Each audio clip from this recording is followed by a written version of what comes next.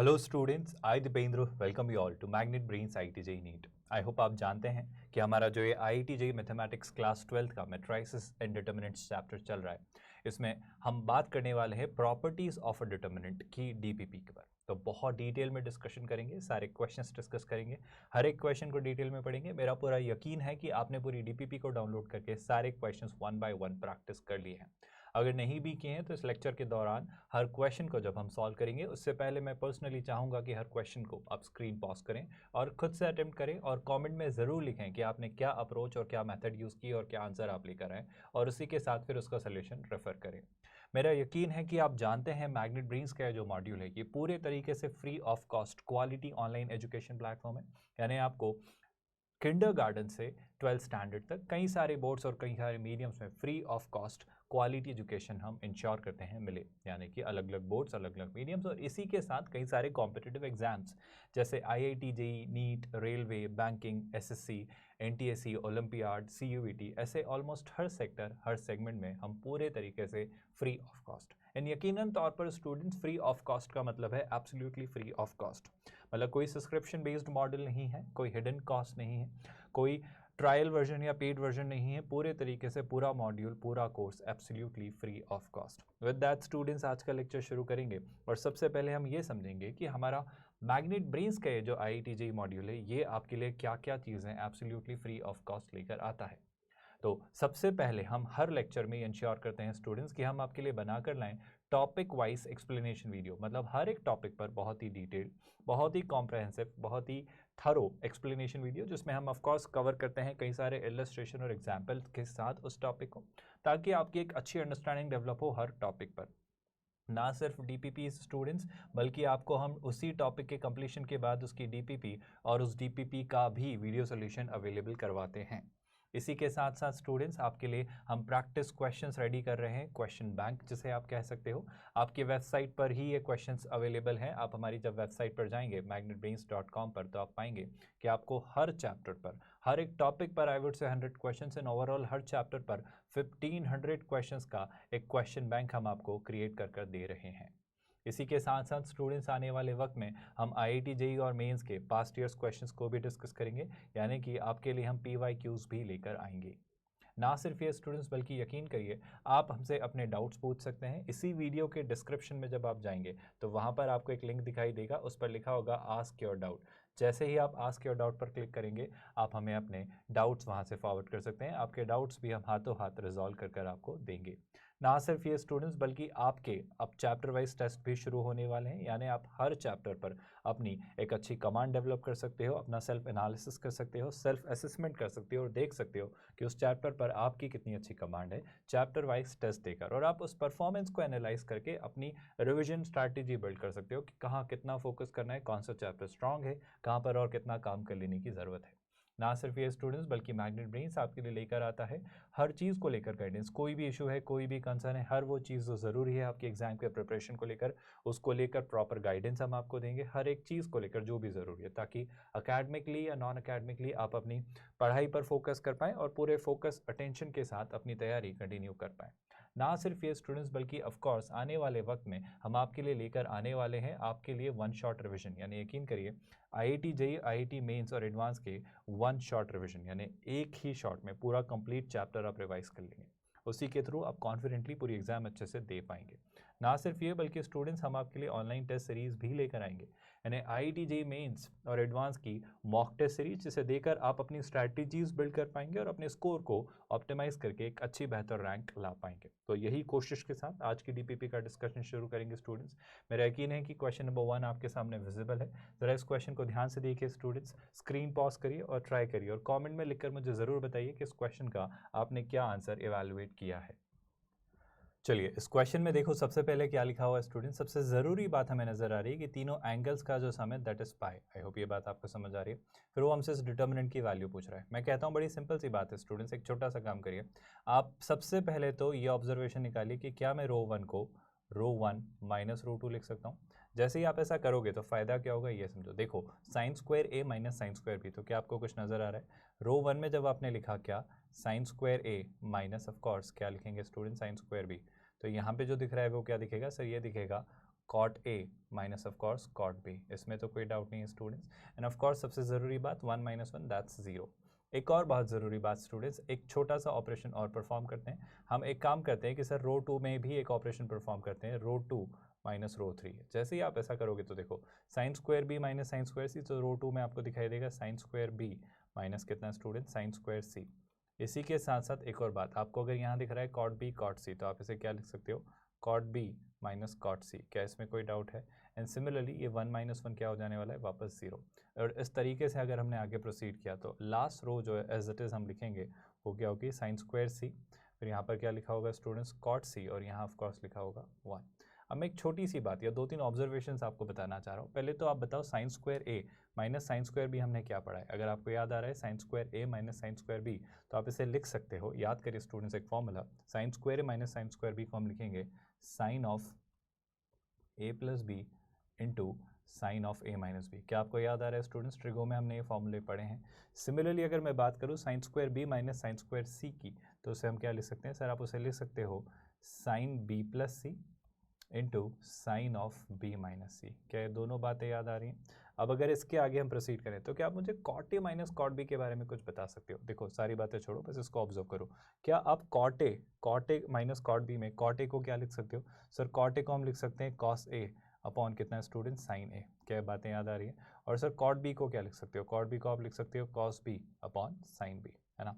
अब इससे क्या फ़ायदा हो रहा है? इससे ज़रूरी फ़ायदा है कि अगर क्रॉस मल्टीप्लिकेशन करें तो कॉस ए साइन बी, पहले आपको क्या दिख रहा है सर? दिख रहा है कॉस ए साइन बी, और यहाँ क्या दिख रहा है? अगर यहाँ देखें तो ये दिख रहा है साइन ए कॉस बी। इसे आई होप आप देख पा रहे हो, इसे हम लिखेंगे साइन ए कॉस बी। क्या इसमें कोई डाउट है? और डिनोमिनेटर में तो क्लियरली आपको नज़र आ रहा होगा, ये दिख रहा है सर क्या? ये दिख रहा है sine A sine B. I hope इसमें कोई कन्फ्यूजन नहीं है। अब मैं ये कहना चाह रहा हूँ कि अगर आप थोड़ा सा नोटिस करें तो आपको दिखेगा, देखो ध्यान से, sine B cos A minus cos B sine A, that's clearly किसका formula? That is sine B minus A. क्या न्यूमरेटर में आपको समझ आ रहा है साइन बी माइनस ए क्यों लिखा? और अगर डिनोमिनेटर की बात करें तो ये कितना है सर? ये है sine A sine B. I hope इसमें कोई डाउट नहीं है, ये बहुत सॉर्टेड सी बात आपको समझ आई। तो इस cot A minus cot B को हम लिखेंगे sine B minus A upon sine A sine B. ठीक है, ऐसा लिख लेते हैं। तो यहाँ पर अगर मैं लिखता हूँ तो ये क्या लिखूंगा स्टूडेंट्स? हम इसे लिखेंगे sine B minus A upon of course कितना, साइन ए साइन बी। तो इसे मैं लिख लेता हूँ ऐसा। What about the next part sir? इसको क्या लिख सकते हो? I think cot B minus cot C को आप क्या लिखोगे? बहुत ध्यान से सुनना स्टूडेंट, जब cot A minus cot B था तो उसे आपने लिखा sine B minus C. So cot B minus cot C को आप क्या लिखोगे? आप उसे लिखोगे न्यूमरेटर में साइन सी माइनस बी। तो आप यहाँ पर लिखोगे कितना, sine of C minus B. क्या ये पॉइंट आपको समझ आया? और डिनोमिनेटर में क्या होगा? ऑफकोर्स अगर यहाँ साइन ए साइन बी था, अगर यहाँ साइन ए साइन बी था तो यहाँ पर क्या होगा, साइन बी साइन सी। क्या आप ये पॉइंट समझ पाए? तो यहाँ पर क्या हो जाने वाला है? यहाँ पर मिलने वाला है साइन बी साइन सी। अभी क्या, अभी अगर आप थोड़ा ध्यान से देखें तो इनसे कोई फ़र्क नहीं पड़ता, साइन स्क्वायर सी कॉट सी, फिर भी लिख लेते हैं। यहाँ पर मैं लिखता हूँ कितना स्टूडेंट, साइन स्क्वायर सी, ये हम लिख लेते हैं कॉट सी, और यहाँ पर क्या बच रहा है 0 0 1 आपका थर्ड कॉलम। तो आपका ये बन जा रहा है डिटर्मिनेंट। क्या इसमें कोई डाउट है स्टूडेंट्स? यहाँ तक तो मेरे ख्याल से कोई कन्फ्यूजन नहीं। अब अगर एक छोटा सा काम मैं आप सभी से करने को कहूँ तो क्या आपको ये पता है, जब हमसे बोला जा रहा है कि सर साइन मतलब ए प्लस बी प्लस सी जो है वो पाए है, तो ए प्लस बी को हम पाए माइनस सी लिख सकते हैं। अगर मैं दोनों तरफ साइन ले लेता हूँ तो आप बड़ा सिंपल सा रिजल्ट जानते हो कि sir sine of A plus B जो होगा वो साइन पाई माइनस सी के इक्वल होगा। और अगर मैं क्वाड्रेंट थ्योरी के अकॉर्डिंग सोचूँ तो सर पाई माइनस सी मतलब क्या सर, ये वाला क्वाड्रेंट, और यहाँ पे क्लियरली पाई के कारण साइन सी ही रहेगा। यानी आप बड़ा सिंपल सा रिजल्ट कह सकते हो कि साइन ऑफ किन्हीं भी दो एंगल्स का sum is equal to sine of the third angle. यानी कि साइन ए प्लस बी को आप क्या लिख सकते हो, आप इसे रिप्लेस कर सकते हो किससे? आप इसे रिप्लेस कर सकते हो साइन सी से। क्या ये बात आपको समझ आई? यहाँ पर आप इसे लिख सकते हो स्टूडेंट्स कितना, साइन सी। सिमिलरली यहाँ पर अगर लिखा हुआ है साइन बी प्लस सी, तो साइन बी प्लस सी को आप किससे रिप्लेस कर सकते हो? आप रिप्लेस कर सकते हो साइन ए से। आई होप कोई डाउट नहीं है। अब मैं चाहता हूँ आप इसे रो थ्री सॉरी कॉलम 3 के रिस्पेक्ट में एक्सपांड करो। आई होप आप जानते हैं, हम यहाँ से शुरू करते हैं तो प्लस माइनस प्लस, क्या बातें याद आ रही है? फिर यहाँ पर आता है माइनस, फिर प्लस, और फिर ये माइनस। इन बातों से कोई फ़र्क नहीं पड़ता। और अगर यहाँ देखें तो प्लस माइनस, और ये क्या होता है प्लस, तो 1 तो प्लस ही रहने वाला है पहली बात। आई होप ये बात में तो कोई डाउट नहीं। और चूंकि 1 रहने वाला है प्लस, तो अब 1 के लिए 1 वाली रो और 1 वाला कॉलम हटा दीजिए, तो बचेगा ये चारों का प्रोडक्ट। ये हम आसानी से कर सकते हैं। तो अगर पहले प्रोडक्ट किसका किया, साइन सी माइनस बी, ध्यान से देखिएगा न्यूमरेटर में मल्टीप्लाई क्या हो जा रहा है, न्यूमरेटर में अगर आप मल्टीप्लाई करें तो आपको दिखेगा sign C minus B, into यहाँ कर अगर आप देखें तो ये हो जा रहा है साइन ए माइनस बी, और डिनोमिनेटर में अगर आप देखें, है ना, अगेन यहाँ पर साइन सी भी दिख रहा है तो इसे मैं लिख लेता हूँ साइन सी। अगर आप डिनोमिनेटर में देखें तो डिनोमिनेटर में क्या मिलेगा, sine B sine C. I hope इसमें कोई डाउट नहीं। और एक बहुत ज़रूरी बात आपने नोटिस की होगी कि सर साइन सी से साइन सी कैंसिल हो जाएगा, माइनस हम इनका भी प्रोडक्ट करेंगे तो सर एक बहुत ज़रूरी बात, आपको न्यूमरेटर में क्या दिखेगा, sine of B minus A, यहाँ पे क्या दिखेगा, sine B minus C. I hope ये बात आपको समझ आई, यहाँ पे दिखेगा साइन बी माइनस सी। लेकिन सर न्यूमरेटर में आपको साइन ए भी दिखेगा, लेकिन सर आप भूल रहे हो डिनोमिनेटर में भी तो आपको क्या दिखेगा, साइन ए साइन बी। क्या इसका कोई पॉइंट समझ आ रहा है? बड़ा सीधा सीधा सा पॉइंट है स्टूडेंट्स, अगर मैं आपसे बात कहूँ तो बड़ा सीधा सीधा सा पॉइंट है कि इस साइन सी से ये साइन सी कैंसिल, और ये साइन ए से ये साइन ए कैंसिल।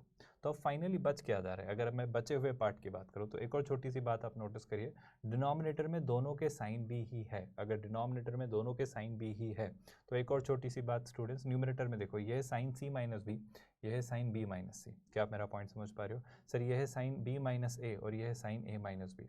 अगर आपने कुछ चीज़ें नोटिस की तो पहली बात तो बहुत ध्यान से सुनना स्टूडेंट्स, सी माइनस बी को, चलो एक काम करते हैं, यहाँ से अगर मैंने चीज़ें शफल की तो देखो मैं इस वाली साइड को सी माइनस बी और ए माइनस बी को एज इट इज रखता हूँ, तो इस तरफ जो हमारे पास है वो क्या है student, sine of C minus B, है ना, और फिर क्या लिखा हुआ है student, sine of A minus B.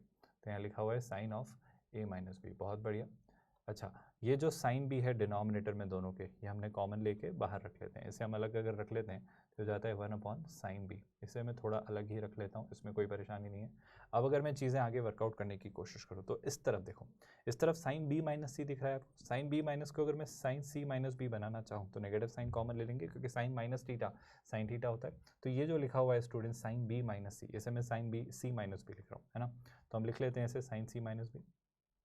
I hope इससे आपको कोई परेशानी नहीं हो रही। लेकिन जैसे ही ऐसा किया तो चूंकि यहाँ नेगेटिव जो साइन है वो क्या बन जाएगा, पॉजिटिव। क्या ये बात आपको समझ आई? लेकिन सर एक और चेंज है, साइन बी माइनस ए जो दिख रहा है, साइन बी माइनस ए जो दिख रहा है, क्या मैं उसे साइन ए माइनस बी लिख सकता हूँ? आई होप आपको रीज़न समझ आ रहा है। लेकिन जैसे ही आपने उसको साइन ए माइनस बी किया तो आपने फिर से नेगेटिव साइन इंट्रोड्यूस किया तो ये नेगेटिव हो जा रहा है। इससे क्या हुआ, इससे तो अब आपको सीधे सीधे दिख रहा होगा sign C minus B sine ए माइनस बी यहाँ भी है, sign C minus B sine ए माइनस बी यहाँ भी है, तो इससे पूरा टर्म कैंसिल, तो ये आ जा रहा है zero into anything is zero, तो ये आता है जीरो। अब जैसे ही आता है जीरो तो आई थिंक आपके डिटर्मिनेंट की वैल्यू आ चुकी है ऑप्शन ए। आई होप पूरा क्वेश्चन इसका एक्सप्लेनेशन समझ आया। अगर मैं डायरेक्टली कंक्लूड करूँ तो हमने 2-3 बातें की, हमने ट्रिगो के बारे में बात की, हमने सोल्यूशन ऑफ ट्रायंगल के बारे में भी थोड़ी बातें की, और ऑफ कोर्स हमने डिटर्मिनेंट तो यूज़ किया ही किया। तो हमने कुछ बेसिक फॉर्मूले पर बेस्ड इस क्वेश्चन को ट्राई किया। इसी के साथ अगर नेक्स्ट क्वेश्चन पर हम मूव करें तो नेक्स्ट क्वेश्चन क्या आता है स्टूडेंट, ध्यान से देखिए। नेक्स्ट क्वेश्चन बड़ा ही शानदार सा क्वेश्चन है, इसे ट्राई करिए। आई होप आप सभी ने क्वेश्चन ट्राई किया। हम इस क्वेश्चन को साथ में समझते हैं स्टूडेंट्स, देखते हैं क्या लिखा हुआ है। वो कह रहा है again A B and C are the angles of triangle A B C. Again जैसे ही मुझसे कोई कहता है कि सर ए बी सी किसी ट्रायंगल के एंगल्स हैं, तो मुझे पता है सर ए प्लस बी प्लस सी जो होता है वो पाई होता है। बहुत खुशी की बात है। फिर वो आपसे इस एक्सप्रेशन की वैल्यू पूछ रहा है कि इसका डिटर्मिनेंट क्या होगा। बड़ी सिंपल सी बात का जवाब दो स्टूडेंट्स, मैं बड़ी साधारण सी बात आपसे पूछना चाह रहा हूँ। क्या आप मुझे बता सकते हो साइन ए प्लस बी प्लस सी कितना होगा? सर साइन ए प्लस बी प्लस सी हो जा रहा है पाई, तो ये जो वैल्यू लिखी हुई है, ये वैल्यू जो लिखी है दैट इज साइन पाई। और अगर सर आप साइन के ग्राफ को ऑब्जर्व करो, अगर आप साइन के ग्राफ से याद करो तो सर आपको कुछ चीज़ें तो याद होंगी कि सर ये होता है जीरो और यहाँ होता है पाई। अगर यहाँ होता है पाई मतलब साइन पाई कितना होता है, जीरो। मतलब ये जो एंट्री है स्टूडेंट्स, ये कितनी है, जीरो। दूसरी बात, tan of A plus B plus C, same tan pi कितना होगा सर? अगर आप टेन का भी ग्राफ ऑब्जर्व करो तो ये तो होता है आपका माइनस पाई बाई टू से पाई बाई टू तक, और अगर आप थोड़ा और आगे प्रोसीड करें तो 10 जो पाई होता है वो भी कितना होता है, जीरो। मतलब ये जो एंट्री है, ये दोनों एंट्रीज क्या होगी, फॉर्चुनेटली या कोइंसिडेंटली जीरो। आई होप यहाँ तक कोई डाउट नहीं है। अच्छा बाय द वे एक और छोटी सी बात, क्या सर आप इसे देख पा रहे हो, ये क्या लिखा है, cos A plus B plus C by two. A plus B plus C कितना है, पाई, तो ये हो जा रहा है कॉस पाई बाई टू। क्या आप मुझे सिखा सकते हो कॉस पाई बाई टू कितना होता है स्टूडेंट? सर कॉस 90 डिग्री भी जीरो होता है। तो आप देखो बड़े ध्यान से, ये तीन एंट्रीज तो कोइंसिडेंटली जीरो हो गई हैं। क्या आपको ये बात समझ आई? अगर ये बात समझ आई तो आपका जो डिटर्मिनेंट बन जा रहा है वो क्या बन जा रहा है, सुनिएगा ध्यान से। सर यहाँ लिखा हुआ है साइन ए बाई टू, ये लिखा है साइन बी बाई टू, और ये लिखा है साइन सी बाई टू। आप एग्जाम में इतना वक्त भी ज़ाया मत करिएगा, है ना, इसे फटाफट जितना ज़रूरी है बस उतना लिखिए। ये जीरो हो जा रहा है, ये जीरो हो जा रहा है, और ये जीरो हो जा रहा है। तो फॉर्चुनेटली जो बच रहा है वो क्या, वापस यहाँ साइन बी बाई टू, यहाँ पर आई थिंक हमें बच रहा है cos A by two, I am really sorry, और यहाँ पर बच रहा है साइन c/2। आई होप इसमें तो कोई डाउट नहीं है। अब क्या, अब अगर आप देखो ज़रा ध्यान से, तो सर एक काम करते हैं, कॉलम 1 के रिस्पेक्ट में एक्सपांड कर देते हैं, मेरे ख्याल से बहुत परेशानी नहीं होगी। तो ये हो जाता है प्लस, ये होता है माइनस और ये होता है प्लस। आई होप ये बातें आपको पता है। तो अगर कॉलम 1 के अलॉन्ग एक्सपांड किया तो क्या दिखेगा स्टूडेंट? सबसे पहले आपको दिखेगा साइन a/2, बाकी चीज़ों की चिंता करने की ज़रूरत ही नहीं है। और साइन a/2 के लिए जो आप प्रोडक्ट लेंगे वो किसका लेंगे? ये कॉलम और रो हटाए तो आपके पास ये बच जा रहा है। तो क्या बच जा रहा है? Sign b/2 into sine c/2। Sir अब इसका क्या करें? आई होप ये बात आपको समझ आ रही है। 0 इंटू एनीथिंग इज 0, सो इतना बच रहा है। और इन जीरो के अलॉन्ग कुछ लेने की जरूरत ही नहीं, क्योंकि 0 into anything will be 0। So sir sine b/2 sine a/2 और साइन c/2 का प्रोडक्ट आ रहा है। अब क्या अब एक बहुत ज़रूरी बात मैं आपसे कहना चाह रहा हूँ स्टूडेंट्स, इसे याद रखिएगा। इस बात को हम डिस्कस करेंगे डिफरेंशिएशन वाले चैप्टर के दौरान, मतलब जब हम कैलकुलस पढ़ेंगे और जब हम पढ़ेंगे एप्लीकेशन ऑफ डेरिवेटिव्स, तब बहुत डिटेल में इस पॉइंट को हम एक्सप्लोर करेंगे। बट फिलहाल इस पॉइंट को आप सीधे सीधे याद रखिए कि अगर आपसे कभी भी कोई कहे, तीन बातें स्टूडेंट्स। पहले तो अगर कोई कहे कि ए बी और सी जो है वो तीनों एंगल्स किसी ट्राइंगल के एंगल्स हैं, यानी इन ट्राइंगल्स का सम जो है वो है पाई, तब आप हमेशा याद रखिए कि sine a/2 into sine b/2 into sine c/2 जो होता है स्टूडेंट्स, वो आपका हमेशा 1/8 के इक्वल या इससे छोटा होता है। ये प्रॉपर्टी आप हमेशा याद रखिएगा। इसका प्रूफ जो है मैं आपको डिटेल में दूंगा स्टूडेंट्स का, जब हम ए और डी एप्लीकेशन ऑफ डेरिवेटिव्स की बात करेंगे। प्लीज़ इस बात को याद रखिएगा स्टूडेंट्स। तो बड़ी ज़रूरी सी सिंपल सी बात, वो यही प्रॉपर्टी पर बेस्ड आपसे क्वेश्चन पूछना चाह रहा है कि आपका जो डिटर्मिनेंट निकल कर आ रहा है sine a/2 sine b/2 sine c/2, I hope ये आपको दिख रहा है। तो वो कह रहा है कि इस डिटर्मिनेंट में इट इज़ लेस देन और इक्वल टू व्हाट? तो इट इज़ लेस देन और इक्वल टू 1/8। इस प्रॉपर्टी को याद रखिएगा। ये प्रॉपर्टी को आप अपनी चीट शीट में बना लीजिएगा स्टूडेंट। जो फॉर्मूले की आपने चीट शीट बनाई है वहाँ ज़रूर इसे लिख लीजिए। इस पर बहुत क्वेश्चंस बनते हैं और ये डायरेक्टली आता है। पर ये कब एप्लीकेबल है स्टूडेंट्स? ये बात तब एप्लीकेबल है जब आपके तीनों एंगल्स जो हैं उनका सम पाई हो, या फिर वो तीनों एंगल्स किसी ट्राइंगल के एंगल्स हों। आई होप यहाँ तक कोई कन्फ्यूजन नहीं है। विद दैट स्टूडेंट्स, अगर हम प्रोसीड करें आगे तो आपका नेक्स्ट क्वेश्चन नजर आता है। इस क्वेश्चन को बहुत ध्यान से देखिए, ट्राई करिए स्टूडेंट्स। देखो क्या लिखा हुआ है। वो बोल रहा है the value of delta, delta की वैल्यू हमसे पूछ रहा है ना, और ये ऑप्शंस आपको दिए गए हैं। अब क्या सोच सकते हैं वो बात करते हैं। मेरा कहना है, अगर सर मैं एक थॉट लेकर आता हूँ, मैं एक काम करता हूँ सर, कॉलम 1 पर हम लिखते हैं कॉलम 1 माइनस कॉलम 2, है ना। सिमिलरली सर एक छोटा सा काम और कर लेंगे कि अगर हम चाहें तो क्या हम ऐसा लिख सकते हैं, I am really sorry, column के बजाय क्या हम इसको रो वाइज ऑपरेट कर सकते हैं, क्योंकि वो मुझे ज़्यादा आसान दिख रहा है। मैं क्या कहना चाह रहा हूँ, बहुत ध्यान सुनिएगा। अगर मैं एक काम करता हूँ, मैं क्या करता हूँ स्टूडेंट्स, रो 2 में से, ध्यान से सुनिएगा, रो 2 माइनस रो 3 करता हूँ, तो क्या फ़ायदा होगा इस पर बात करते हैं। सुनिए बहुत ध्यान से। सर रो 1 तो एज इट इज़ हम अनअफेक्टेड रखते हैं 1 1 1, लेकिन रो 2 माइनस रो 3, इस बात को प्लीज़ एक बात से समझो स्टूडेंट्स। ये लिखा है two to the power x plus two to the power minus x का होल स्क्वायर, और लिखा है two to the power x minus two to the power minus x का होल स्क्वायर। आई होप आप बात समझ पा रहे हो। मतलब अगर मैं सीधे सीधे लिखूँ, अगर मैं आपसे कहूँ थोड़ी देर के लिए कि टू की पावर एक्स को आप मान लो ए, और टू की पावर माइनस एक्स को आप मान लो थोड़ी देर के लिए बी, है ना, तो आपके पास यहाँ जो लिखा है, ये लिखा है ए प्लस बी का होल स्क्वायर। बस ऐसे ही आप समझिएगा ध्यान से। और यहाँ जो लिखा हुआ है सेकंड रो में, अगर मैं यहाँ बात करूँ तो ये जो लिखा हुआ है, ये लिखा हुआ है ए माइनस बी का होल स्क्वायर, ये लिखा हुआ है ए माइनस बी का होल स्क्वायर। और अगर ये आपने किया तो ए स्क्वायर प्लस, मतलब अगर आप देखो तो क्या आ जाता है, A square plus B square plus 2ab, है ना। यहाँ पर भी क्या आएगा सर, यहाँ पर भी आएगा A square plus B square minus 2ab, लेकिन वो क्या हो जाएगा, प्लस 2ab। तो इन शॉर्ट मुझे जो मिलेगा वो मिलेगा 4ab। क्या बात आपको समझ आई? तो आपको मिलेगा 4ab। और ना सिर्फ ये, बल्कि एक और छोटी सी बात कि सर ए और बी जो है वो एक दूसरे के रेसिप्रोकल है, यानी आप कह सकते हो कि 1/a बी के इक्वल है। आई होप अगर ये बात आप समझ पाए। अगर ए और बी, मतलब रियली सॉरी, ए और बी जो है वो रेसिप्रोकल है, तो ये दोनों कैंसिल हो जाके बचाएंगे आपको 4। क्या आप मेरा पॉइंट समझ पाए? बहुत सिंपल सी बात स्टूडेंट्स। अगर मैं सीधी सीधी बात कहूँ, देखो, अगर आप ए और बी की वैल्यू रिप्लेस करते हो तो ए की वैल्यू कितनी है सर, ए की वैल्यू टू की पावर एक्स, बी की वैल्यू टू की पावर माइनस एक्स। तो जो 4ab आ रहा है कितना हो जा रहा है, 4 टाइम्स टू की पावर एक्स इंटू टू की पावर माइनस एक्स। तो आई थिंक ये कितना हो जा रहा है, ये पूरा हो जा रहा है 1, क्योंकि two power x plus minus x कितना हो जाएगा, टू की पावर 0, दैट्स 1, यानी आपके पास बचेगा 4। तो ना सिर्फ यहाँ मुझे 4 मिलेगा, ना सिर्फ यहाँ मुझे 4 मिलेगा, बल्कि यहाँ भी जब आप इन दोनों को करोगे तो यहाँ से भी 4 मिलेगा, और जब आप इस रो में से इस रो को भी सब्ट्रैक्ट करोगे, इस एलिमेंट को, तो भी 4 मिलना तय है। एंड आई होप उसका डायरेक्ट सा प्रॉपर एक एक्सप्लेनेशन आपको यहाँ नजर आ रहा है। और जो भी थर्ड रो में लिखा हुआ है, थर्ड रो में क्या लिखा हुआ है, two to the power x minus two to the power minus x का होल स्क्वायर, है ना। सिमिलरली यहाँ लिखा हुआ है 3 की पावर एक्स माइनस 3 की पावर माइनस एक्स का होल स्क्वायर। खैर इस बात से कोई फर्क नहीं पड़ता, आपको आंसर दिख रहा होगा, है ना। और यहाँ लिखा है 5 की पावर एक्स माइनस 5 की पावर माइनस एक्स का होल स्क्वायर। मैं बड़ी सिंपल सी बात आपसे कहना चाह रहा हूँ, क्या आप ये बात नोटिस कर रहे हो स्टूडेंट्स, क्या आप ये बात नोटिस कर रहे हो कि सर यहाँ 4 और 4 जो दिख रहा है उसमें से अगर मैंने पूरा 4 कॉमन लिया तो यहाँ बच जाएगा 1 1 1, क्योंकि डिटर्मिनेंट्स में आप किसी भी एक रो या किसी भी एक कॉलम से कोई वैल्यू लेते हो। और जैसे किसी भी मतलब एक प्रॉपर्टी वहीं से दिख जानी चाहिए कि सर इसका ये 4 टाइम्स था, मतलब फर्स्ट रो की जो सेकंड रो थी वो 4 टाइम्स थी, तो वहीं से आप कह सकते थे 0। फिर भी अगर नहीं दिख रहा है तो एक और ऑपरेशन परफॉर्म कर लीजिए, आप रो 1 में लिख लीजिए स्टूडेंट्स रो 1 माइनस रो 2। क्या आप मेरी बात समझ पाए? और जैसे ही आप रो 1 में रो 1 माइनस रो 2 करेंगे तो ये 1 और ये 1 क्या हो जाएगा 0। और अगर इसके सारे ही एलिमेंट्स 0 हैं किसी भी एक रो या किसी भी एक कॉलम के, तो डिटर्मिनेंट की वैल्यू क्या होगी स्टूडेंट्स? Option A. मैं आपको ये कहना चाह रहा हूँ कि अगर कोई भी रो किसी भी रो का कुछ मल्टीपल दिखे या कोई भी रो किसी भी रो का इक्वल दिखे, मतलब 2 रो या 2 कॉलम अगर इक्वल दिखे, तो आप बिना सोचे समझे कहिए कि उस डिटर्मिनेंट की वैल्यू 0 है।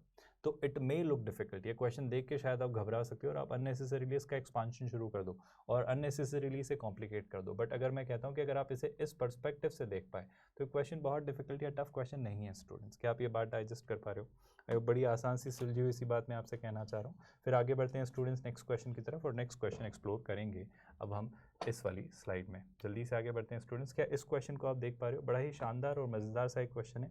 देखो क्या लिखा हुआ है, पहले उस पर काम करते हैं। देखो ध्यान से सर, यहाँ वो दे रहा है, अगर मैं फर्स्ट एलिमेंट की बात करता हूँ तो यहाँ वो दे रहा है समेशन ऑफ 1 k की वैल्यू 0 से n-2 तक। क्या आप बता सकते हो सर 1 को ऐड करना है, 1 को कहाँ तक ऐड करना है? n-2 तक।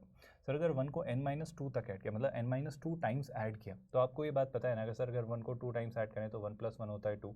1 को अगर हम ऐड करें तो बेसिकली आई यू श्योर कि सर ये n-2 टाइम्स ही है? सर मेरे ख्याल से अगर ये 1 से शुरू होता ना, मतलब अगर ये k की वैल्यू 0 के बजाय 1 से शुरू हो रही होती तो मैं कहता n-2 टाइम्स है, लेकिन ये 0 से n-2 तक जा रहा है, तो बेसिकली ये n-3 टाइम्स आप ऐड कर रहे हो। तो इस 1 का अगर n-3 टाइम्स हम सम करें तो वो वैल्यू आ जाने वाली है n-3। अगेन अगर यहाँ देखें तो सर यहाँ 1 का n टाइम्स ही हमने सम किया है, तो ये कितना आ जाने वाला है n। और यहाँ पर 1 का देखें तो n-1 टाइम्स ही सम किया है, तो ये आ जाने वाला है n-1। आई होप ये बात तो आपको डाइजेस्ट हो रही है। यहाँ लिखा हुआ है n टाइम्स n-1, यहाँ लिखा है n+1 टाइम्स n-1। आई होप इसमें भी कोई डाउट नहीं। और यहाँ लिखा हुआ है n² + 1, है ना। और अगली जो आपकी कॉलम है that is n² n times n+1 and that's n²। I hope यहाँ तक चीज़ें बहुत सुलझी हुई हैं। और अब अगर आप इसे थोड़ा ध्यान से देखें तो क्या इस डिटर्मिनेंट को भी सिंप्लीफाई कर सकते? बस एक छोटा सा करेक्शन स्टूडेंट्स, यहाँ पर अगर आप ध्यान से देखें तो एक्चुअली ये 0 से n-2 तक है। अगर ये 0 से n-2 तक है तो इसको ऐसे समझो स्टूडेंट्स, टोटल टर्म्स अगर ये 1 से शुरू होता, टोटल टर्म्स अगर ये 1 से शुरू होता तो कितनी होती? n-2 terms. लेकिन ये 0 से है, अगर ये 0 से तो इसमें एक 1 और है, अगर इसमें एक 1 और है तो इसमें टोटल टर्म्स हैं n-2 + 1, विच मीन्स बेसिकली इसमें टर्म्स n-3 नहीं है, इसमें टर्म्स हैं n-1। Just a small correction students, तो इसे प्लीज़ ध्यान रखिएगा। मैंने गलती से लिख दिया, वो -2 को ही -1 से इंक्रीज़ किया, क्योंकि -2 में +1 ऐड करना चाहिए था, and that will give you n-1। Sir अगर ऐसा देख पा रहे हो तो आप बहुत सिंपल सी बात सोच के देखो, आपको कुछ चीज़ें दिखेंगी, यहाँ n-1 है, यहाँ n² है, यहाँ भी n² है, यहाँ भी n-1 है। तो क्या एक छोटा सा काम हम कर सकते हैं? छोटा सा काम ये मैं करने को कह रहा हूँ स्टूडेंट्स कि मैं रो 1 में आपसे एक ऑपरेशन परफॉर्म करवा रहा हूँ कि क्या आप रो 1 माइनस रो 3 कर सकते हैं? आई थिंक कर सकते हैं सर। उससे फ़ायदा क्या होगा? रो 1 में ही लिख लो, कोई फ़र्क नहीं पड़ता। तो रो 1 में लिखा तो n-1 में से n-1 सब्ट्रैक्ट किया, तो आई थिंक ये कितना बच जा रहा है सर? ये बच जा रहा है 0, है ना। तो यहाँ क्या मिलेगा स्टूडेंट? 0। इस बारे में बात करते हैं। देखो स्टूडेंट्स, इसको मैं क्या लिखूंगा? इसे मैं लिखूंगा n² - n। इसे आप क्या लिख सकते हो? n² - n। और n² - n में से अगर आपने -n² - 1 किया तो क्या दिख रहा है आपको? n² से n² कैंसिल, तो -n - 1 आपको दिखाई देगा। तो यहाँ क्या दिखाई देगा स्टूडेंट्स? यहाँ दिखाई देगा -n - 1। सर एक और छोटी सी बात, अगर n² में से n² सब्ट्रैक्ट किया तो यहाँ भी क्या दिखेगा सर? यहाँ भी आपको क्या दिखाई देगा? 0। तो आई होप ये मैं डायरेक्टली जो लिख दे रहा हूँ इसमें कोई कन्फ्यूजन नहीं है। अभी क्या, अभी मेरे ख्याल से अगर आप सर ध्यान से देखें तो अगर आप चाहो तो सर एक काम करो, आप तो सीधे सीधे अब रो 1 के अलॉन्ग एक्सपांड ही कर दो। मेरे ख्याल से चीज़ें फटाफट हो जाने वाली हैं। तो सर अगर हमने रो 1 के अलॉन्ग इसे एक्सपांड किया, सो हम एक्सपांडिंग इट अलॉन्ग विथ रो 1, तो पहले तो क्या आ जाने वाला है? Plus minus plus.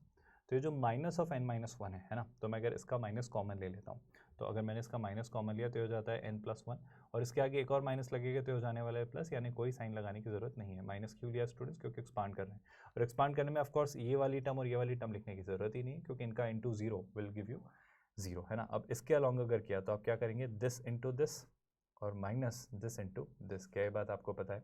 तो सर जैसे ही n को n² से मल्टीप्लाई किया तो क्या दिखेगा स्टूडेंट्स? सर ये दिखेगा n³। क्या इसमें कोई डाउट स्टूडेंट्स? माइनस यहाँ अगर आप देखें तो सर n - 1 को मल्टीप्लाई किया n टाइम्स n+1 से, तो क्या हो जाएगा? n times n+1 into n-1। आई होप इसमें भी कोई डाउट नहीं है। अब अगर चीज़ें हम सोचना चाहें तो क्या दिख रहा है स्टूडेंट? सर बाहर तो दिख रहा है n+1, जिसे ऐसा कैसे ही रखते हैं। अंदर अगर देखें तो let's keep n³ as it is. अगर अंदर मल्टीप्लाई किया तो सर ये n एज इट इज़ रखते हैं, n+1 इंटू n-1। क्या मैं इसे n² -1 लिख सकता हूँ? आई होप हम लिख सकते हैं। इससे क्या फ़ायदा हो रहा है? इससे अगर n+1 बाहर एज इट इज़ रखा, ये n³ एज इट इज़ रखा, तो सर यहाँ देखिए ध्यान से -n³ और ये कितना हो जा रहा है +n। क्या इसमें कोई डाउट है? सर n³ से n³ आपको कैंसिल होता हुआ दिख रहा होगा, तो बच जा रहा है n टाइम्स n+1। सर अब अगर राइट हैंड साइड की बात करें तो राइट हैंड साइड पे क्या दिया हुआ था? सर राइट हैंड साइड पर हमें दिया हुआ था 72। अगर राइट हैंड साइड पर हमें दिया हुआ है 72, तो क्या मैं कहना चाह रहा हूँ कि सर बेसिकली n क्या है? n एक नंबर है, और rather to be very honest n जो है वो एक नेचुरल नंबर है।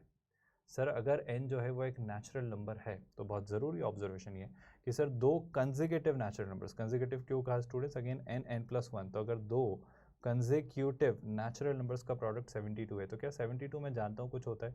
सर 72 को मैं 8 इंटू 9 लिख सकता हूँ। आई होप आपको बात नज़र आई क्यों लिखा। मतलब हमने लिखा n+1 को 8 इंटू 9। क्या ये पॉइंट आपको समझ आए? सर ऐसा लिखने का कारण आपको नज़र आ रहा होगा कि n हो जा रहा है 8 और n+1 हो जा रहा है 9। तो यहाँ से मुझे n की वैल्यू कितनी मिल रही है? सर यहाँ से आपको सीधे सीधे n की जो वैल्यू मिल रही है दैट इज़ 8। हमसे क्या पूछा गया था वो भी एक बार चेक कर लेते हैं। हमसे n ही पूछा जा रहा था स्टूडेंट्स, तो n की वैल्यू होगी 8, यानी ऑप्शन सी। एक सीधा सीधा सोल्यूशन स्टूडेंट्स, आई होप आपको समझ आया। नेक्स्ट क्वेश्चन की तरफ अगर हम प्रोसीड करें तो नेक्स्ट क्वेश्चन आपको दिखाई दे रहा होगा स्टूडेंट्स, ज़रा इसे। इस क्वेश्चन में थॉट बड़ा सिंपल सा है स्टूडेंट्स। मैं कहना चाह रहा हूँ कि देखो यहाँ 1 और अगर यहाँ 1 दिख रहा है तो सिंपल सी प्रोसेस फॉलो करते हैं। एक काम करते हैं, कॉलम 1 पर परफॉर्म करते हैं कॉलम 1 माइनस कॉलम 2, और कॉलम 2 पर भी परफॉर्म कर लेते हैं कॉलम 2 माइनस कॉलम 3। इससे क्या फ़ायदा होगा वो समझते हैं। बड़ा सिंपल सा ऑपरेशन स्टूडेंट। जैसे ही आपने कॉलम 1 माइनस कॉलम 2 किया तो आई थिंक यहाँ मतलब कॉलम 1 में ही लिख लें, कोई फ़र्क नहीं पड़ता, तो कॉलम 1 में ही लिख लेते हैं। तो ये 1 - 1 कितना हो जा रहा है? 0, है ना। यहाँ cot a/2 minus cot b/2, I hope हम इसे लिख सकते हैं 1/10a/2 माइनस 1/10b/2। क्या इस बात ने आपको बॉदर किया है? हो बड़ी सिंपल सी बात मैं लिखना चाह रहा हूँ। और यहाँ पर अगर आप लिखें तो देखो 10c/2 से 10c/2 कैंसिल, तो ये कितना बचेगा? ये बचेगा आपका 10b/2 minus of course 10a/2। क्या ये पॉइंट आपको समझ आया? सिमिलरली अगर कॉलम 2 में से कॉलम 3 आप सबट्रैक्ट कर रहे हो तो यहाँ भी 1 - 1 क्या हो जा रहा है? 0। Cot b/2 minus cot c/2, तो कॉट b/2 को मैं लिख लेता हूँ 1/10b/2, और कॉट c/2 को मैं लिख लेता हूँ 1/10c/2। क्या इसमें कोई परेशानी? और अगर आगे बढ़े तो क्या आपको नज़र आ रहा है? 10a/2 से 10a/2 कैंसिल, तो यहाँ जो बच रहा है वो बच रहा है 10c/2 माइनस ऑफ कोर्स कितना है स्टूडेंट्स? 10b/2। क्या इसमें कोई डाउट है? And third column as it is वो क्या लिखा हुआ स्टूडेंट्स? 1। तो यहाँ लिखा हुआ है कॉट c/2 और यहाँ लिखा है 10a/2 प्लस 10b/2। बहुत ध्यान से देखते जाइए स्टूडेंट्स। अगर अब हम यहाँ से आगे कहानी लेकर जाते हैं तो एक सिंपल सा ऑब्जर्वेशन मेरा है जो मैं आपसे कहना चाह रहा हूँ, ये कि अगर आप यहाँ मल्टीप्लाई करेंगे, यहाँ अगर मल्टीप्लाई करेंगे तो ये हो जाएगा 10b/2 minus 10a/2 upon 10a/2 10b/2। तो मैं इसे डायरेक्टली लिख देता हूँ स्टूडेंट्स, है ना। अगर मैं इसे डायरेक्टली लिखता हूँ तो ये क्या होगा? ध्यान से देखिएगा, 10a/2 इंटू 10b/2 न्यूमरेटर में, और डिनोमिनेटर में, और न्यूमरेटर में 10b/2 माइनस 10a/2। क्या ये बात आपको समझ आई? सिमिलरली यहाँ पर भी इस वाले पार्ट में भी आप ऐसा सोच सकते हो। ऐसा करने का रीज़न आई होप आपको समझ आ रहा है। तो अगर यहाँ भी कंटिन्यू करें तो ये न्यूमरेटर में, डिनोमिनेटर में 10b/2 टू 10c/2, न्यूमरेटर में it will be 10c/2 minus of course 10b/2। इतना आप लिखना एग्जाम में अवॉइड करेंगे ना, हम बार बार पूरा क्यों लिखें। अब मेरा ये कहना है आपसे कि आप नोटिस कर पा रहे हो सर इसका न्यूमरेटर और इसका न्यूमरेटर सेम है। सर क्या बात कर रहे हो, इसका न्यूमरेटर कैसे हुआ? तो जीरो का तो कुछ भी न्यूमरेटर हो सकता है ना। तो क्या आप देख पा रहे हो कि सर फर्स्ट कॉलम में से 10b/2 minus 10a/2, 10b/2 minus 10a/2 common ले सकता हूँ। जैसे ये कॉमन लिया तो फर्स्ट कॉलम में कॉमन लिया तो क्या बच जा रहा है? 10b/2 माइनस 10a/2, है ना। आई होप इसमें कोई डाउट नहीं, ये आपका पार्ट आ रहा है कॉमन। सिमिलरली अगर आप ध्यान से देखो तो सर सेकंड कॉलम में भी तो आप देखो 10c/2 minus 10b/2, 10c/2 minus 10b/2, और यहाँ भी तो 10c/2 माइनस 10b/2 कॉमन निकल सकता है, बिल्कुल निकल सकता है। तो यहाँ से हम क्या ले लेंगे स्टूडेंट्स? यहाँ से आप ले लोगे सर 10c/2 माइनस 10b/2। क्या इसमें कोई डाउट स्टूडेंट्स? बड़ी सिंपल सी बात मैं आपसे कहना चाह रहा हूँ। अब बच क्या जा रहा है? बच जो रहा है वो क्या है स्टूडेंट्स? देखिए 0 0 1 तो दिख ही रहा है। आई होप ये बात आपको समझ आ रही है। तो यहाँ क्या दिख रहा है? 0 0 1। अब जो चीज़ें बच रही हैं उसे बहुत ध्यान से देखिए। सर यहाँ बच रहा है 10a/2 10b/2, है ना। ये क्या बच रहा है सर? ये बच रहा है 1/10a/2 इंटू 10b/2, है ना। फिर नेक्स्ट टर्म जो बचेगी वो 10b/2 इंटू 10c/2, तो ये है 1/10b/2 इंटू 10c/2। फिर क्या, फिर अगर देखें तो cot c/2 को हम लिख लेते हैं, अगर cot c/2 भी लिखा रहने दे तो कोई बुराई नहीं, लेकिन अगर आप चाहें तो 10c/2 भी लिख सकते हैं।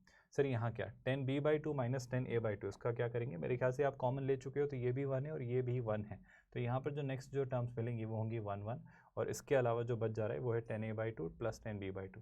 तो यहाँ बच रहा है क्या सर, यहाँ बच रहा है 10a/2 प्लस ऑफकोर्स 10b/2। इनमें तो कोई डाउट नहीं है स्टूडेंट्स। अब अगर यहाँ से चीज़ें सोचें तो सर ये तो एज इट इज़ रह जाने वाला है। अगर इसमें मैं इसे रो 1 के अलोंग एक्सपांड करूँ तो देखो स्टूडेंट्स प्लस माइनस प्लस, और अगर इसकी रो और इसके कॉलम को छोड़ें तो हमारे पास जो बच जा रहा है वो ये बच रहा है। क्या आपको ये बात नज़र आ रही है? तो ये बच रहा है मतलब क्या है, ये बचने का मतलब है, ध्यान से देखिएगा, अगर आप इस वाले पार्ट को सिंप्लीफाई करें, इस वाले पार्ट को सिंप्लीफाई करें तो क्या बच रहा है, यहाँ पे दिखेगा आपको 1/10a/2 इंटू 10b/2, है ना, माइनस क्या दिखेगा स्टूडेंट, सर माइनस करके दिखेगा 1/10। मैं पहले बस ये वाला पार्ट सॉल्व कर ले रहा हूँ, फिर बाद में बचा हुआ ये वाला पार्ट हम मल्टीप्लाई कर देंगे। तो this is 10b/2 minus into 10c/2। Again क्या आप 10b/2 कॉमन ले सकते हैं? सर बिल्कुल कॉमन ले सकते हैं। 10b/2 जैसे ही कॉमन लिया तो एक्सप्रेशन अगर मैं लिखना चाहूँ तो देखो 10b/2 मैं अलग लिख दे रहा हूँ 1/10b/2, लेकिन सर कॉमन लिया है तो आई थिंक अब तो चीज़ें सुलझ गई। यहाँ से 10b/2 हटा दीजिए, यहाँ से 10b/2 हटा दीजिए, तो वापस वही बात क्रॉस मल्टीप्लिकेशन, तो ये जो दिखेगा ये हो जाने वाला है 10c/2, यहाँ आ जाने वाला है 10a/2, और डिनोमिनेटर में ये दोनों क्या हो जाएंगे, मल्टीप्लाई। आई होप इसमें कोई डाउट नहीं है। अब अगर आपने यहाँ देखा चीज़ों को तो मेरे ख्याल से आप बहुत इंपॉर्टेंट बात देख पा रहे हो। सर क्या इंपॉर्टेंट बात देख पा रहे हो? ज़रूरी बात ये देख पा रहे हो सर कि 10b/2 10a/2 10c/2, तो क्योंकि राइट हैंड साइड पर क्या है, अच्छा इसमें ये भी पार्ट ऐड हो रहा है, ये भी पार्ट मल्टीप्लाई हो रहा है, वो क्या है, वो है 10b/2। ऐसा बार बार आप लिखना अवॉइड करेंगे, आप इंट्यूशन बेस्ड सोल्यूशन लाएंगे, है ना। ये एक फैक्टर दिख रहा है ऑफकोर्स, और एक फैक्टर आपको क्या दिख रहा है इसमें, एक और फैक्टर जो दिख रहा है that is 10c/2 minus 10b/2। अब बहुत ज़रूरी बात मैं आपसे ये कहना चाह रहा हूँ, बहुत ज़रूरी बात मैं कहना चाह रहा हूँ कि पूरा एक्सप्रेशन जीरो के इक्वल है, तो कहना है ऐसे ये डिनोमिनेटर और ये डिनोमिनेटर मतलब 10a/2 10b/2 10c/2 तो जीरो हो जा रहा है, तो बच क्या रहा है 10b/2 minus 10a/2 10c/2 minus 10b/2 और 10c/2 माइनस 10a/2। मतलब आप कंक्लूड कर रहे हो सर या तो 10a/2 10c/2 के इक्वल है, और अगर ऐसा है तो आप ये कहना चाह रहे हो सर कि या तो a/2 c/2 के इक्वल है ना, या फिर आप कहना चाह रहे हो कि सर b/2 c/2 के इक्वल है। अच्छा जनरल सोल्यूशन की तरफ जाने की ज़रूरत ही नहीं है, क्यों नहीं है सर, क्योंकि ट्रायंगल के एंगल्स है ना, तो a plus B plus anyway pi है, और या फिर आप कहना चाह रहे हो कि a/2 जो है वो b/2 के इक्वल है। इन शॉर्ट आपने क्या कह दिया, इन शॉर्ट आपने कह दिया कि सर a c के इक्वल है, या फिर आप कह रहे हो b c के इक्वल है, या फिर आप कह रहे हो a b के इक्वल है। मतलब आप कम से कम ये तो कह ही रहे हो कि सर कोई दो एंगल जो है वो इक्वल हैं, any two angles are equal. And can you tell me if any two angles, मतलब तीनों का नहीं पता, हो भी सकता है हो, but at least any two angles are equal. किसी ट्रायंगल में अगर कम से कम दो एंगल्स इक्वल हैं तो हम उसे क्या कहते हैं? आई होप मुझे बताने की ज़रूरत नहीं है सर। एक ऐसा ट्रायंगल जिसमें अगर तीन एंगल्स में से कोई दो एंगल मिनिमम इक्वल हैं तो हम उसे कहते हैं आइसोसेलेस। मैं ये कहना चाह रहा हूँ क्योंकि जनरल सोल्यूशन हम नहीं लिखेंगे यहाँ से, अगर 10b/2 जो है वो अगर 10a/2 के इक्वल है तो मैं नहीं लिखूंगा कि b/2 और किस किस एंगल के इक्वल हो सकता है। सर ट्रायंगल के एंगल्स हैं तो आप सीधे सीधे b/2 और a/2 को कंपेयर कर सकते हो। सेम c/2 और b/2 को हमने यहाँ से कंपेयर किया, और c/2 और a/2 को हमने यहाँ से कंपेयर किया। आई होप बहुत डिफिकल्ट एक्सप्लेनेशन नहीं है, चीज़ें समझ आ रही हैं। With that students next question try करेंगे, ध्यान से देखिए नेक्स्ट क्वेश्चन को और इसे समझिए देखकर अच्छे से। आई थिंक यहाँ चीज़ें बड़ी आसान सी हैं स्टूडेंट्स, अगर आप समझ पा रहे हो तो। समझना इसलिए आसान है क्योंकि सर हमसे जो ऑप्शंस में पूछा जा रहा है वो f'(x) f'(x) f'(x) के बारे में बात हो रही है, ठीक है सर। ये तो हम निकाल लेंगे ऑफ कोर्स, बट अगर यहाँ देखें तो ये डिटर्मिनेंट जो है इसके बारे में आपका क्या ख्याल है? इससे अगर हम एक्सपांड करें तो क्या दिखेगा? मेरा कहना है कि क्या हम पहले f'(x) निकाल सकते हैं स्टूडेंट्स। f'(x) के बाद अगर मैं आगे बात करूँ तो इसमें एक छोटा सा करेक्शन ज़रूर है स्टूडेंट्स, यहाँ पर कहीं ना कहीं किसी न किसी ऑप्शन में f'(x) भी है, ठीक है। अभी तो हम चीज़ें वर्कआउट करते हैं, पहले हम f(x) को देखते हैं। आई होप आपको कोशेंट रूल पता है। कोशेंट रूल में बड़ी सिंपल सी बात मैं आपसे कहना चाह रहा हूँ कि अगर आपको dy/dx बोला जा रहा है किसका, दो फंक्शंस का, मतलब अगर आपको बोला जा रहा है f(x)/g(x) का, तो आप कोशेंट रूल कैसे अप्लाई करते हैं स्टूडेंट्स? कोशेंट रूल कहता है कि अगर इस तरीके से आपको डिफरेंशिएट करना है तो आप डिनोमिनेटर का स्क्वायर कर देते हैं, आप डिनोमिनेटर का स्क्वायर कर देते हैं, और न्यूमरेटर में आप लिखते हैं डिनोमिनेटर एज इट इज़ और फर्स्ट फंक्शन का differentiation minus numerator as it is and then denominator का डिफरेंशिएशन। इस तरीके से आप इसे लिखते हैं या सॉल्व करते हैं। अगर यहाँ से देखना चाहें हम f(x) ln x, है ना, तो अगर मैं आपसे बस इन जनरल पूछूं कि f'(x) क्या होगा तो सर आप क्या कहेंगे? सर f'(x) जो होगा that will be what sir, denominator में आप लिख लो x², मतलब इस x का स्क्वायर। अब क्या denominator as it is, numerator ln x का differentiation 1/x minus numerator as it is और डिनोमिनेटर का डिफ्रेंशिएशन 1, तो ये कितना आ जा रहा है सर, ये आ जा रहा है 1 माइनस ln x अपॉन कितना x²। ठीक है सर, एक काम करते हैं, अगर अब यहाँ तक चीज़ें समझ आई हैं तो सर इससे और सिंप्लीफाई करने की कोशिश करते हैं, फिर देखते हैं चीज़ें कैसी दिखेंगी। अगर यहाँ से थोड़ा और आगे प्रोसीड किया तो हम हमारे डिटर्मिनेंट को सिंप्लीफाई करते हैं, देखते हैं। मैं कहता हूँ कि सीधे सीधे एक्सपांड ही कर देते हैं, क्योंकि चीज़ें बहुत सिंप्लीफाई करने में भी एफर्ट लगनी है, तो एक्सपांड ही अगर किया तो एक काम करते हैं स्टूडेंट्स, रो 1 के अलॉन्ग में इसे एक्सपांड करता हूँ, तो रो 1 के अलॉन्ग एक्सपांड किया तो ln x as it is, ln x के लिए क्या दिखेगा 1 into 2 that's 2 minus x into 0 that's again 0, तो कितना बच जाने वाला है, ये बच जाने वाला है 2 ln x। ऐसा आप डायरेक्टली लिखना सीखे, है ना। फिर क्या दिखेगा, इसके बाद ये हो जाएगा माइनस x, तो अगर यहाँ दिख रहा है माइनस x तो इसे क्या लिखेंगे आप माइनस x, लेकिन माइनस x के लिए अगर हम बात करें तो मल्टीप्लाई आप कैसे करेंगे, फिर आप 1/x को 2 से मल्टीप्लाई करेंगे तो कितना हो जाने वाला है सर, ये हो जाने वाला है 2/x माइनस आप x को माइनस 1/x² से मल्टीप्लाई करेंगे तो कितना हो जाने वाला है सर, ये हो जाने वाला है, देखो x से x² कैंसिल, तो ये हो जाने वाला है -1/x। क्या इसमें कोई डाउट है स्टूडेंट, बड़ी सिंपल सी बातें हैं, है ना। सिमिलरली इसके आगे कुछ लिखने की ज़रूरत है क्या सर, इसके बाद 0 दिख रहा है तो कुछ ज़्यादा सोचने की ज़रूरत नहीं है। एक और ख़ास बात स्टूडेंट्स, अगर आप देख पा रहे हो तो x में से ये x और ये x कैंसिल हुआ तो कैंसिल हो जाना है, और 2 - 1 क्या बन जाना है 1, तो आपके पास जो बचेगा वो बचेगा sir 2 ln x। I am really sorry, अगर 2 ln x बच रहा है तो यहाँ पे -1 भी ऑफकोर्स आपको दिखेगा, तो ये बचेगा 2 ln x -1, तो ये आपका ओवरऑल एक्सप्रेशन बनेगा। क्या इसमें कोई डाउट है स्टूडेंट्स, सर ये आपका एक्सप्रेशन मतलब इस डिटर्मिनेंट का एक्सपांशन है, लेकिन सर ये ऐसा तो नहीं दिख रहा है जो आपने f' निकाला है। ठीक है सर, अगर f' ऐसा नहीं दिख रहा है तो क्या इसे ऐसा कुछ बनाया जा सकता है, अगर मैं ट्राई करता हूँ f ऑफ x का एक बार और डिफ्रेंशिएशन हम निकालते हैं, लेट्स से f''x, सर f''x क्या होगा, बड़े ध्यान से सुनिएगा स्टूडेंट्स, अगर f''x निकाला तो वापस से डिनोमिनेटर का क्या करेंगे स्टूडेंट्स, डिनोमिनेटर का स्क्वायर अगर आप देखते हो तो ये हो जाने वाला है x² का square, that will B x⁴। बस एक छोटा सा करेक्शन स्टूडेंट्स मुझे यहाँ नज़र आ रहा है कि अगर आपने यहाँ लिखा 2 इंटू 1 माइनस एक्स 1/x, तो ये 2/x माइनस अगर आप करेंगे तो ये होगा बेसिकली प्लस, तो 2 + 1 एक्चुअली होगा 3, 2 + 1 एक्चुअली होगा 3, तो यहाँ आपको लिखना चाहिए था 3। आई होप इसमें कोई डाउट नहीं है, इससे सिली एरर्स आप अवॉइड करेंगे।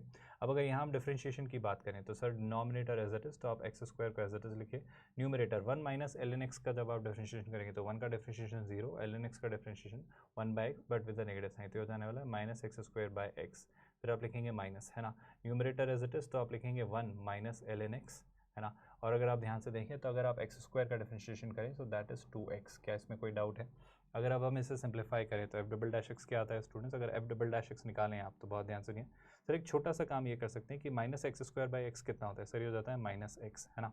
यहाँ पे क्या दिख रहा है सर, यहाँ पे दिख रहा है माइनस ऑफ, है ना, तो ये बन जा रहा है -1 को भी मल्टीप्लाई कर ही देते हैं स्टूडेंट्स, तो -1 को मल्टीप्लाई किया 2x से, तो ये कितना हो जा रहा है, ये हो जा रहा है -2x। क्या इसमें कोई डाउट है स्टूडेंट्स, और यहाँ पे क्या बन जा रहा है, ये बन जा रहा है +2x ln x, है ना। क्या बातें सॉर्टेड सी समझ आ रही हैं स्टूडेंट्स, इसमें तो कोई डाउट नहीं होगा। Divided by what, divided by x⁴, इसको आप डिवाइड करना चाह रहे हो सर x⁴ से। अगर यहाँ से हम आगे बढ़ें तो क्या दिख रहा है स्टूडेंट्स, ध्यान से देखिए सर, -2x - x -3x, और ये जो x⁴ में से आप x कॉमन ले तो एक x यहाँ सब जगह दिख ही रहा है ना, तो ये कैंसिल हो जाएगा, तो ये बचेगा 2 ln x, बहुत ध्यान सुनिएगा, माइनस ध्यान से देखिएगा कितना 3 divided by what sir, divided by x³। अब बस एक छोटा सा ऑब्जर्वेशन मेरा आपसे कहने का है स्टूडेंट्स, क्या कि अगर आप ध्यान से देखें तो ऑप्शन सी को थोड़ा ऑब्जर्व करिए, यहाँ पर बस एक छोटा सा टाइपो स्टूडेंट, टाइपो ये है कि अगर आप ऑप्शन सी में f''x ढूंढें,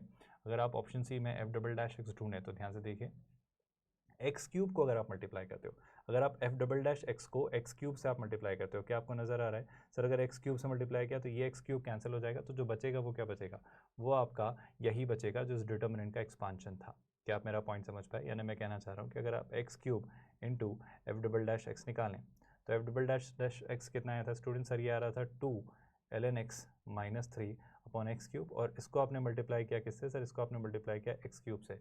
जैसे ही आपने ऐसा किया तो देखो ये कैंसिल हो जा रहा है, तो बच क्या रहा है सर, बच रहा है 2 टाइम्स ln x -3, और एक किसके इक्वल है सर, ये आपके डिटर्मिनेंट के एक्सपांशन के इक्वल है, यानी क्लियरली सर इस क्वेश्चन का करेक्ट आंसर होगा ऑप्शन सी।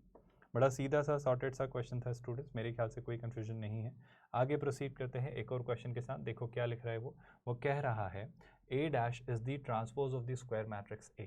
तो हम जानते हैं स्टूडेंट्स, अगर कोई मैट्रिक्स है कोई मैट्रिक्स है और उसका आप डिटर्मिनेंट लें, या उसके ट्रांसपोज का डिटर्मिनेंट लें, क्योंकि ट्रांसपोज से कोई फ़र्क नहीं पड़ रहा ना। क्या फ़र्क पड़ रहा है बस कि सर रो जो है वो कॉलम इंटरचेंज हो जा रही है, तो रो और कॉलम अगर इंटरचेंज हो ही रहे हैं तो डिटर्मिनेंट का वैल्यू अफेक्ट नहीं होता है। आई होप ये बात आपको याद है, यानी कि सीधी सीधी सी बात स्टूडेंट्स कि ऑप्शन बी आपका आंसर होगा। पहली बात तो ऑप्शन ए गलत हो जाना है। सर ऑप्शन सी ऐसा हो ज़रूरी थोड़ी ही है, ऐसा ज़रूरी थोड़ी है। सर मैं तो कह रहा हूँ ऑप्शन डी ट्रू है, लेकिन ऐसा नहीं है कि ए जब सिमेट्रिक हो तभी हो, नहीं, ऐसा कोई ज़रूरत नहीं है। मतलब ऐसा ज़रूरी नहीं है कि ए का ट्रांसपोज ए के इक्वल हो, तब तो हो गई ऑफकोर्स, तब तो हो गई, लेकिन आप बेशक याद रखिए किसी भी मैट्रिक्स का ट्रांसपोज का और उस मैट्रिक्स का खुद का जो डिटर्मिनेंट होता है वो हर हाल में इक्वल होता है, उसके लिए कोई कंडीशन आपको नहीं चाहिए। तो आई थिंक ऑप्शन डी ये ओनली व्हेन के कारण गलत हो गया। सो सही करेक्ट, द मोस्ट अप्रोप्रिएट जो आंसर होगा that will be option B. With that next question की तरफ प्रोसीड करते हैं स्टूडेंट्स। नेक्स्ट क्वेश्चन क्या नज़र आ रहा है, एक और बहुत ज़रूरी बात स्टूडेंट्स, वो कह रहा है कि आई एन जो है आपका ये आइडेंटिटी मैट्रिक्स है ऑर्डर एन का, ठीक है सर। तो आई एन का इन्वर्स क्या होगा, हमेशा याद रखिएगा स्टूडेंट्स कि आइडेंटिटी मैट्रिक्स जो होता है, आपको थर्ड ऑर्डर पे बस बता देता हूँ। तो आइडेंटिटी मैट्रिक्स क्या होता है, वो खुद आपका आइडेंटिटी मैट्रिक्स ही है। मतलब वो कैसा दिखता है, अगर आप देखो तो 1 0 0, फिर वो क्या है 0 1 0, और फिर क्या दिखता है 0 0 1। तो आइडेंटिटी मैट्रिक्स इतना खास मैट्रिक्स है कि अगर आप आइडेंटिटी मैट्रिक्स का इन्वर्स निकालें तो वो खुद ही आता है। क्योंकि हम क्या प्रॉपर्टी पढ़ते हैं, हम पढ़ते आए हैं कि सर किसी मैट्रिक्स को आइडेंटिटी मैट्रिक्स से मल्टीप्लाई करो, या फिर आइडेंटिटी मैट्रिक्स को उसी मैट्रिक्स से मल्टीप्लाई करो, आपको हमेशा वही मैट्रिक्स मिलता है।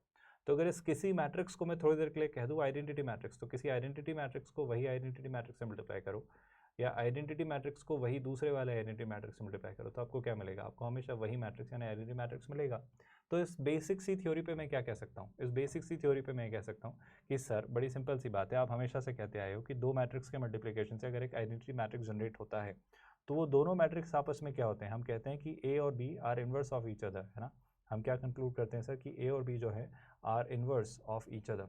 तो बड़ी सिंपल सी बात आपसे मैं कहना चाह रहा हूँ कि आइडेंटिटी मैट्रिक्स को आइडेंटिटी मैट्रिक्स से मल्टीप्लाई करने पर क्या मिलता है, आइडेंटिटी। बड़ी कॉमन सी बात है। तो सर ऑफकोर्स आई एन जो होगा वो आई एन का इन्वर्स होगा ना, तो यही तो पूछ रहा है, अगर आप ध्यान से देखो वो आपसे आई एन का इन्वर्स ही तो पूछ रहा है, तो आई एन का इन्वर्स क्या होगा, आई एन खुद।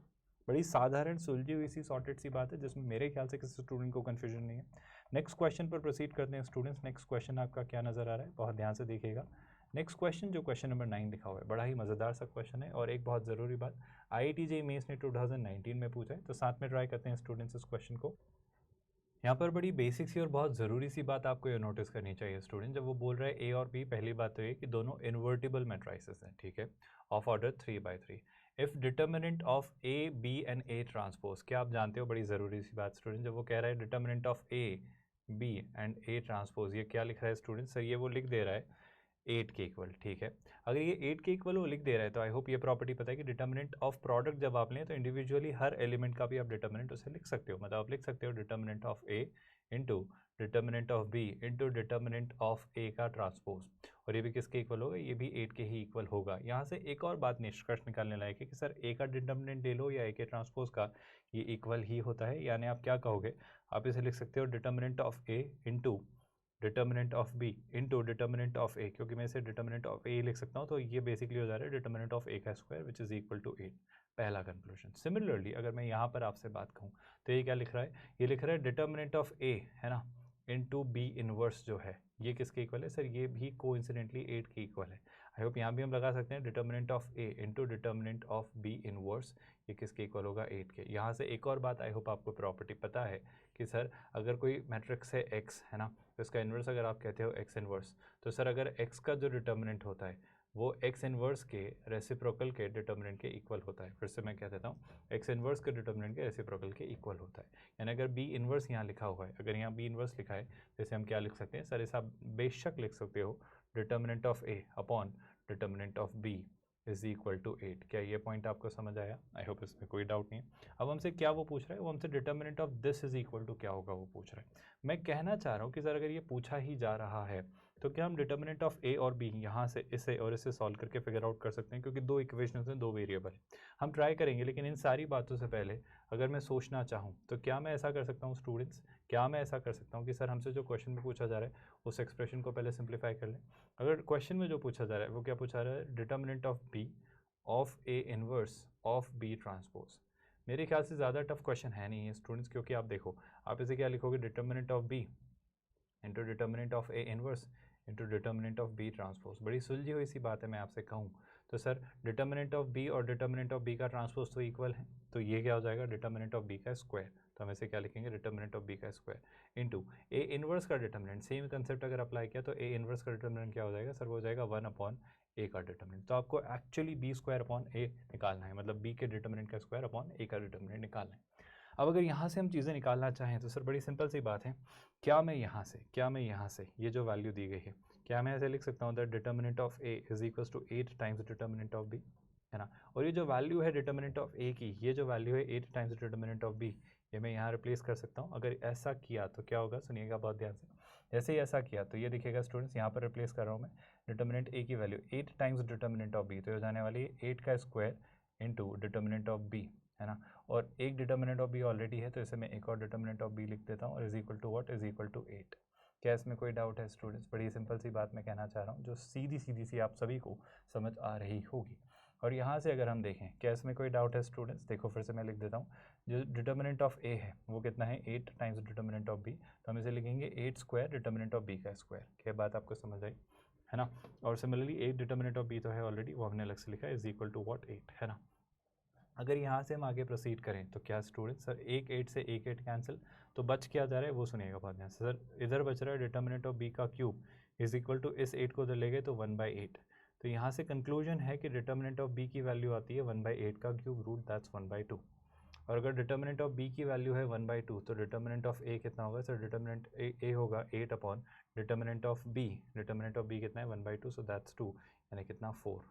तो सर डिटर्मिनेंट ऑफ ए आ जाता है 4, डिटर्मिनेंट ऑफ बी आ जाता है 1/2, यानी हमसे जो क्वेश्चन में पूछा जा रहा है उस एक्सप्रेशन की वैल्यू निकालना आई थिंक बहुत डिफिकल्ट टास्क नहीं। डिटर्मिनेंट ऑफ बी की वैल्यू कितनी है स्टूडेंट्स 1/2, तो 1/2 का स्क्वायर हो जा रहा है 1/4, उसे हम डिवाइड करेंगे डिटर्मिनेंट ऑफ ए से विच इज़ 4, तो हम यहाँ लिख देंगे 4। क्या इसमें कोई डाउट है?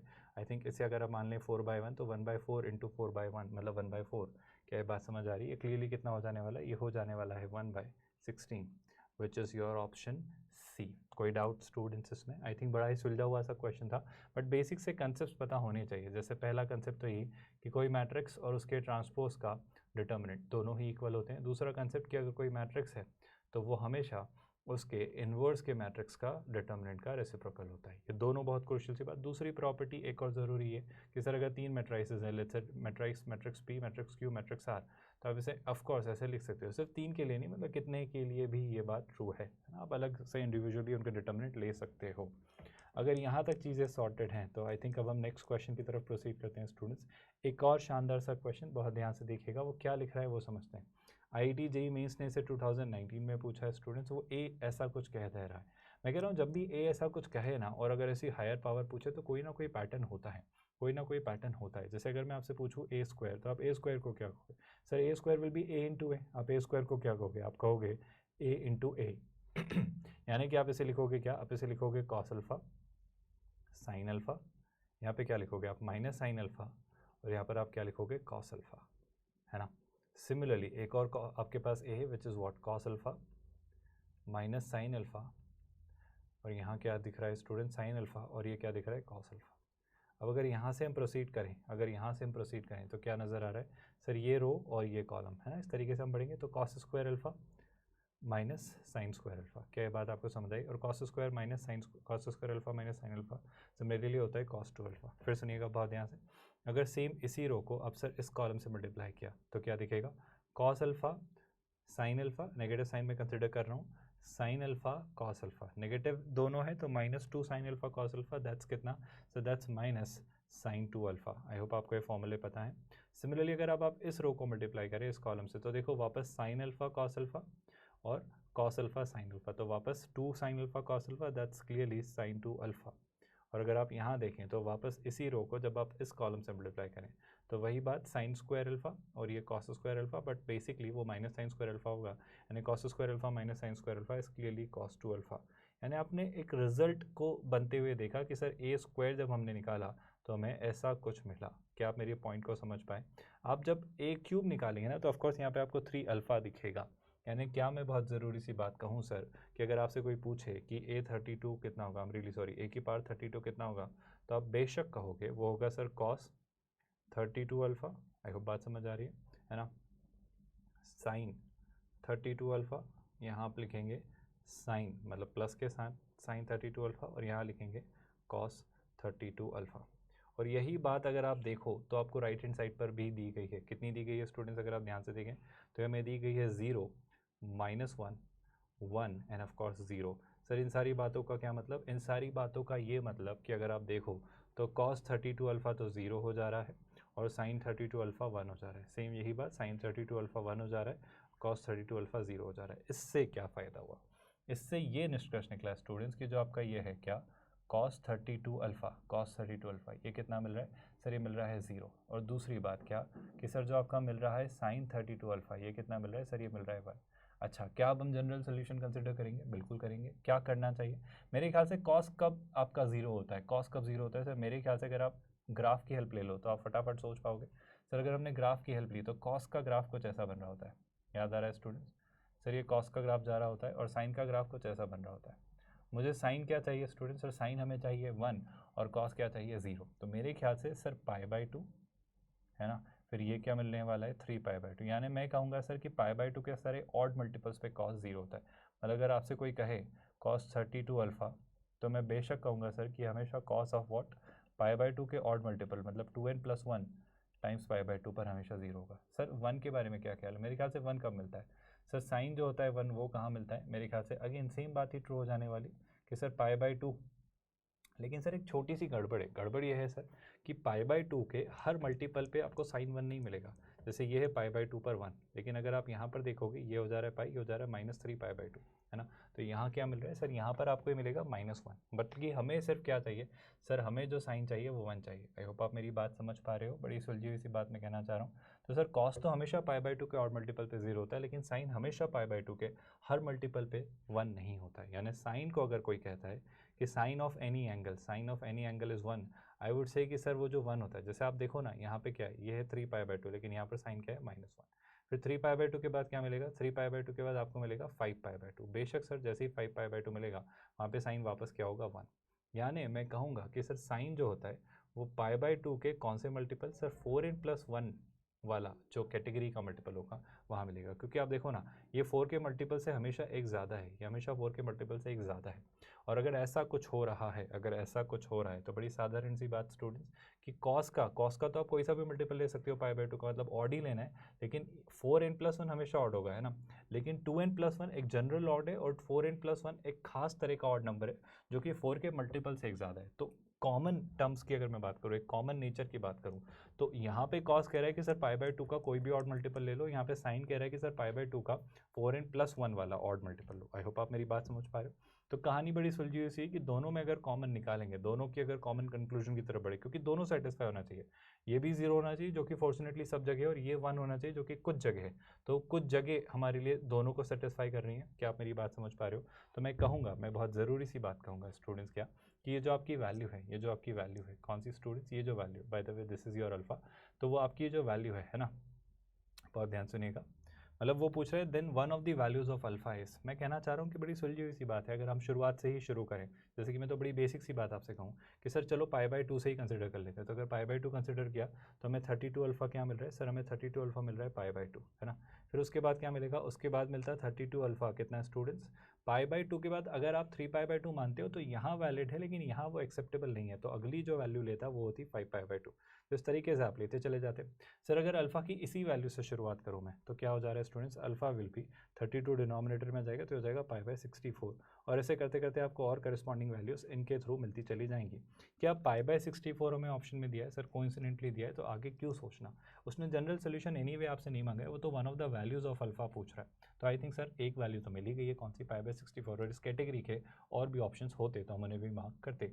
क्या है पूरा सोल्यूशन, ये क्वेश्चन आपको समझ आया। आई होप इस क्वेश्चन में कोई भी डाउट नहीं है। मेरा यकीन है कि आप जानते हैं स्टूडेंट्स की मैग्नेट ब्रेन्स का जो प्लेटफॉर्म है ये पूरे तरीके से free of cost quality online education platform है। आप चाहें तो हमारा यूट्यूब चैनल जो है हमारा, that is magnet brains IIT JEE NEET, आप वो एक्सेस कर सकते हैं स्टूडेंट्स। हमारा IIT JEE NEET magnet brains का यूट्यूब चैनल है जहाँ पर हम आपको फ्री ऑफ कॉस्ट, स्टूडेंट्स यकीन करिए कोई सब्सक्रिप्शन बेस्ड मॉडल नहीं है, कोई हिडन कॉस्ट नहीं है, कोई ऐसा नहीं है कि ट्रायल वर्जन है फिर पेड वर्जन है, और आपको किंडरगार्टन से 12th स्टैंडर्ड तक अलग अलग बोर्ड्स, अलग अलग मीडियम्स, और इसी के साथ साथ स्टूडेंट्स अलग अलग कई सारे एग्जाम जैसे olympiad, CUET, railway, banking, SSC, हर सेक्टर, हर सेगमेंट में हम आपको क्वालिटी एजुकेशन केटर कर रहे हैं। बस एक छोटी सी रिक्वेस्ट है स्टूडेंट्स, अगर ये वीडियोस आपकी हेल्प कर रहे हैं, इनसे आप काफ़ी कुछ सीख रहे हैं, तो उन्हें लाइक ज़रूर करिए so that we also feel appreciated. ना सिर्फ ये, चैनल पर होने वाली हर एक्टिविटी से अगर आप अपडेटेड रहना चाहते हैं तो चैनल को सब्सक्राइब करके रखिए स्टूडेंट, उससे आप कोई भी नया अपडेट मिस नहीं करेंगे।